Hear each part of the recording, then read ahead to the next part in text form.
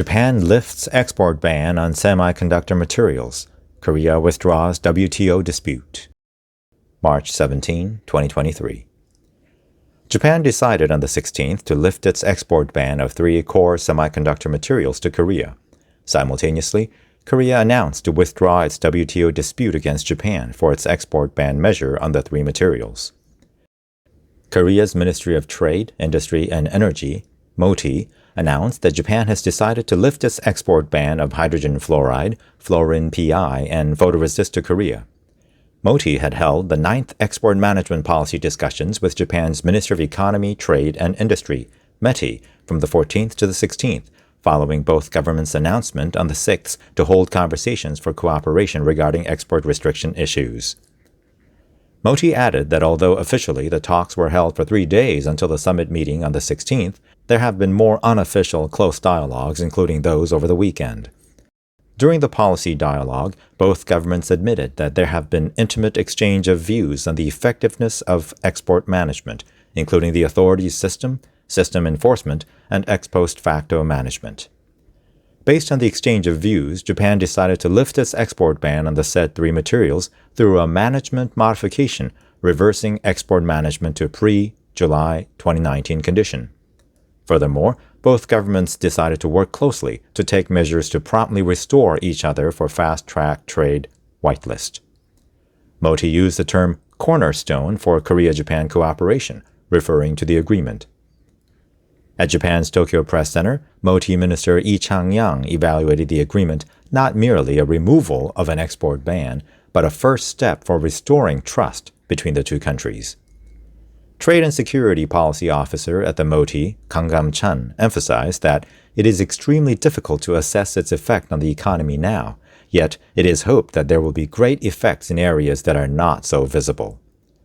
It may take some time before a complete restoration of fast-track trade whitelist takes place. Minister Lee continued, Japan has to vote for a government ordinance at a cabinet meeting, akin to Korea's executive order, and we have to go through an amendment procedure on our MOTIE announcement, not to mention procedure for taking feedback. Japan's METI elaborated that, upon examination of Korea's export authorities' system and management expansion and measures taken, improvements in measures and effectiveness, as well as Korea's move to drop WTO dispute against Japan, have all been confirmed, which is why it is lifting its export ban on the 3 materials, hydrogen fluoride, fluorine PI, and photoresist. METI added that it will continue its dialogue with Korea on restoring both countries for fast-track trade whitelist. Japan in July 2019 reacted against Korea through an export ban on 3 materials including hydrogen fluoride, when Korea's Supreme Court made a final ruling in October 2018, calling Japanese companies accused of drafting Koreans for forced labor to make compensations to the victims of forcible conscription and labor. The 3 materials are critical materials for Korea's semiconductor and display industry. In 2019, Korea's semiconductor industry faced an emergency situation as Japan held a 90% global market share for fluorine PI and photoresist, and a 70% global market share for hydrogen fluoride.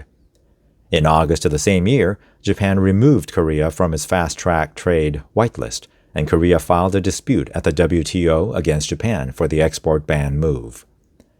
In November of the same year, relations between the 2 countries seemed to thaw for some time, as both governments decided to tentatively halt WTO actions and agree to hold export management policy dialogue.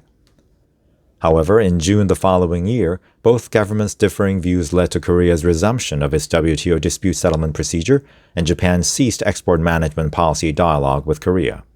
Since then, the WTO move has been at a deadlock, with a panel formation process at both governments.